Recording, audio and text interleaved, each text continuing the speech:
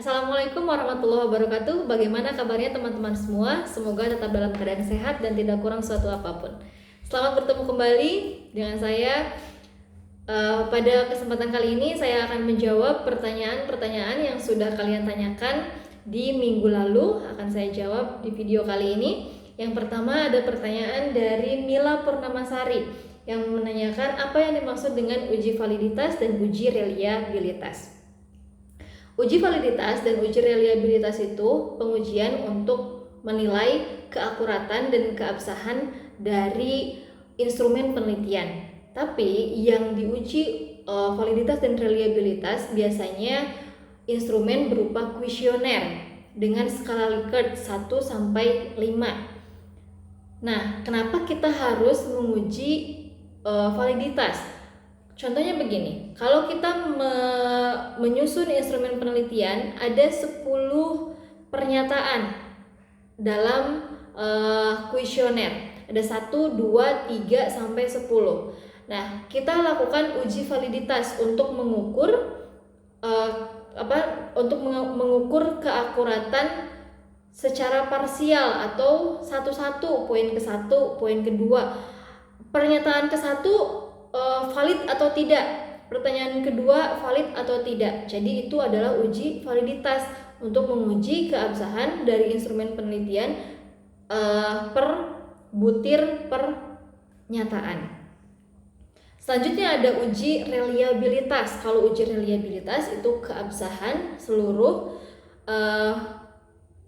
instrumen penelitian yang akan kita gunakan.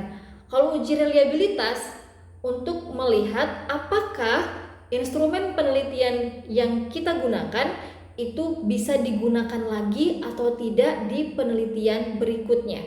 Contohnya, Mila membuat sebuah instrumen penelitian. Apakah instrumen penelitian yang Mila buat untuk penelitian di tahun 2024 bisa digunakan lagi atau tidak di tahun 2025 begitu. Jadi kalau teman-teman nanti mau meneliti terus kalian kebingungan instrumen penelitiannya, kalian bisa lihat di penelitian terdahulu, kalian bisa menggunakan instrumen penelitian yang sudah dilakukan di penelitian terdahulu dengan syarat atau catatan bahwa dikatakan instrumennya valid dan reliable begitu. Terus kemudian ada pertanyaan lagi dari Siti Nurhoiriah, bagaimana cara menentukan variabel yang tepat? Yang pertama kali yang harus teman-teman perhatikan dalam menentukan variabel adalah sebab akibat. Mana variabel X, mana variabel Y. Ingat bahwa variabel X adalah variabel yang mempengaruhi dan variabel Y adalah variabel yang dipengaruhi. Bagaimana cara kita untuk tahu mana yang mempengaruhi, mana yang dipengaruhi? Kita bisa lihat membaca dari teori-teori yang sudah ada di buku-buku. Kita bisa tahu ini teori ini mana sih yang mengakibatkan apa sih yang mengakibatkan permintaan naik gitu ya, atau apa sih yang mengakibatkan permintaan turun? Berarti itu faktor yang mengakibatkan permintaan naik dan permintaan turun adalah variabel X. Itu dari teori.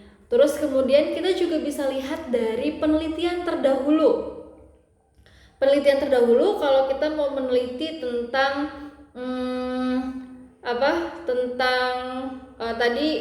permintaan yang X-nya mana, Y-nya mana. Itu kita bisa lihat dari penelitian terdahulu. Kita juga bisa pakai logika kita, mana sih yang sebenarnya mempengaruhi dan dipengaruhi. Ada asap, ada api. Menurut kalian, menurut teman-teman, mana yang mempengaruhi, mana yang dipengaruhi? Silahkan bisa teman-teman jawab.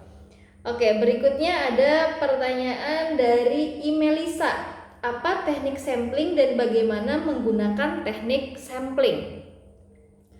Oke, dalam penelitian ada yang namanya populasi. Kalau populasi adalah jumlah seluruh subjek penelitian. Contohnya, kalau kita mau meneliti mahasiswa Universitas Islam Darussalam, katakanlah seluruh mahasiswa Universitas Darussalam itu ada 1.000 orang. Contohnya begitu. Berarti populasinya adalah 1.000 orang. Nah, kalau sampel adalah bagian dari populasi. Bagaimana kita mau mengambil sampel dari populasi? Itu adalah teknik sampling. Bagaimana cara kita menggunakan teknik sampling? Disesuaikan dengan kebutuhan penelitian teman-teman. Kalau kalian mau penelitian dengan pendekatan kuantitatif, maka bisa menggunakan random sampling. Atau kalian mau penelitian pendekatan kualitatif, bisa menggunakan purposive sampling. Teman-teman bisa menggunakan snowball sampling atau cluster sampling. Itu tergantung dari atau sampel jenuh. Kalau sampel jenuh ketika populasi ketika populasi ada 30 orang, itu semua populasi dijadikan sebagai sampel gitu. Jadi teknik sampling adalah cara kita mengambil bagian dari populasi yang akan dijadikan sebagai responden atau narasumber dari penelitian kita. Begitu. Terus kemudian ada lagi pertanyaan dari Nala. Apa yang sering dihadapi dalam penelitian kuantitatif komparatif dan bagaimana cara mengatasinya? Oke, penelitian komparatif itu adalah penelitian yang membandingkan. Nah, seringkali kita membandingkan sesuatu nggak fair perbandingannya. Katakanlah ini adalah jari ya, yang sederhananya ada jari di sini, ada ibu jari, terus telunjuk, jari tengah, jari manis, kelingking. Kita akan membandingkan ibu jari dengan kelingking. Menurut kalian ini perbandingan ibu jari dengan kelingking seimbang tidak? Sedangkan di sini ada gap yang begitu jauh antara ibu jari dengan kelingking. Berarti kan ini perbandingan yang tidak fair. Kalau kita membandingkan seperti ini, maka yang ini katakanlah mana yang lebih besar gitu ya? Ya udah jelas jempol akan lebih besar dibandingkan dengan kelingking, dan ini sudah kelihatan sekali terlalu jauh gapnya, sehingga ini tidak bisa dibandingkan. Jadi kalau kita membandingkan setidaknya begini, jari telunjuk sama jari tengah, ini masih bisa kita bandingkan, ini masih fair ketika kita mau membandingkan. Nah, bagaimana cara kita mengetahui ini fair atau enggak? Berarti harus identifikasi terlebih dahulu. Pertama, apa sih sebenarnya yang akan kita bandingkan? Gitu. Kalau kita ada perbandingan A sampai E, kedua objek yang akan kita bandingkan itu harus punya kriteria 5 itu, harus sama. Yang telunjuk harus ada A, B, C, D, E, yang jari tengah harus ada A, B, C, D, E. Kalau seumpama ini nggak ada E-nya, nggak ada, ya kita nggak bisa membandingkan juga, karena itu nanti jadi ada sesuatu yang hilang di situ, nggak fair gitu. Jadi kita harus identifikasi dulu apa sih yang sebenarnya mau kita bandingkan dan pastikan kedua-duanya informasinya ada gitu. Itu cara untuk yang sering kita permasalahan dalam komparatif itu membandingkan sesuatu yang tidak fair, gapnya terlalu jauh. Jadi caranya kita harus identifikasi dulu apa yang mau kita bandingkan dan pastikan yang akan kita bandingkan itu bukan sesuatu hal yang terlampau berbeda begitu. Terus ada lagi pertanyaan dari Dadi Angga Afiansyah. Penelitian kuantitatif bertujuan membuktikan teori. Apakah penelitian ini berbatas waktu atau tidak gitu.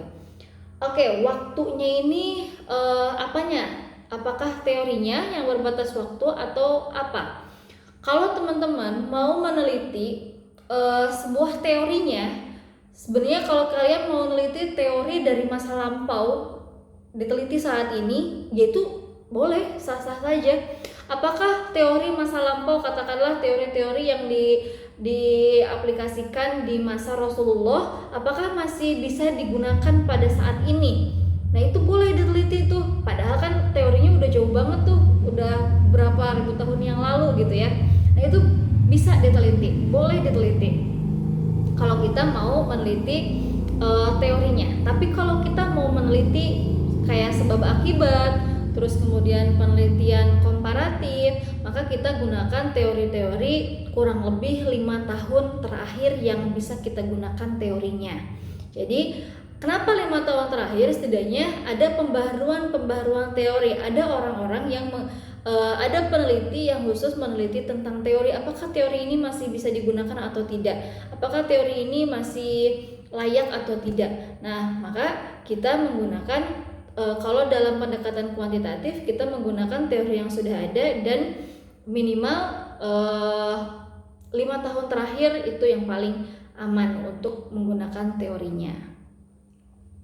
Terus kemudian ada siapa ini? Pertanyaan dari Syifa Amalia. Bagaimana paradigma positivisme? Intinya, paradigma positivisme itu adalah aliran yang mengatakan bahwa sebuah ilmu itu yang paling keabsahan sebuah ilmu itu adalah sesuatu hal yang bersifat empiris, artinya bisa dibuktikan sama apa? Dibuktikan sama ilmu pengetahuan, dibuktikan sama panca indera. Jadi dalam positivisme itu menolak adanya metafisik atau suatu hal yang tidak bisa dilihat oleh panca indera. Contohnya kayak hal-hal yang bersifat goib dan lain sebagainya, itu dalam aliran positivisme itu nggak bisa tuh kayak gitu. Jadi dalam aliran positivisme itu segala fakta itu harus bisa dibuktikan secara empiris gitu, harus ada ilmu pengetahuannya, terus kemudian harus bisa dilihat dan bersifat universal. Semua orang itu setuju dengan hal tersebut. Jadi salah satu dari ciri dari empirisme itu kan bersifat universal atau bisa diterima oleh semua orang. Gitu, yang bisa diterima oleh semua orang artinya berarti kan sesuatu hal yang logis, sesuatu hal yang bisa dibuktikan menggunakan ilmu pengetahuan atau panca indera. Kita bisa melihat, bisa mendengar, bisa meraba. Itu adalah inti dari positivisme. Sehingga dalam positivisme itu sesuatu hal yang bersifat logis, contohnya kayak matematika.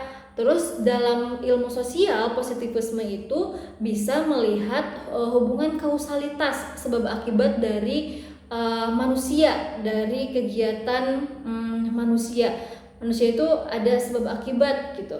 Jadi dalam positivisme sehingga dalam positivisme kita bisa meneliti tentang asosiatif gitu ya, terus ada komparatif juga. Nah, paradigma positivisme itu kental dengan pendekatan kuantitatif, sesuatu hal yang bersifat logis, teoritis begitu. Itu yang bisa saya sampaikan dari jawaban pertanyaan-pertanyaan teman-teman, dan silakan teman-teman bisa mencari jawaban yang lain dan kita bisa berdiskusi lebih banyak terkait hal-hal yang belum kalian pahami, dan apa yang saya sampaikan belum tentu benar, dan inilah pembelajaran itu harus saling mengingatkan berdiskusi untuk mengemukakan opini atau pendapat kita masing-masing atas apa yang sudah kita pelajari. Terima kasih atas perhatiannya, mohon maaf atas segala kekurangannya, mudah-mudahan bisa bermanfaat, dan juga pertanyaan-pertanyaannya akan semakin banyak dari materi ke materi. Silahkan teman-teman bisa membaca, bisa mengidentifikasi dari berbagai sumber. Kita akhiri, wassalamualaikum warahmatullahi wabarakatuh.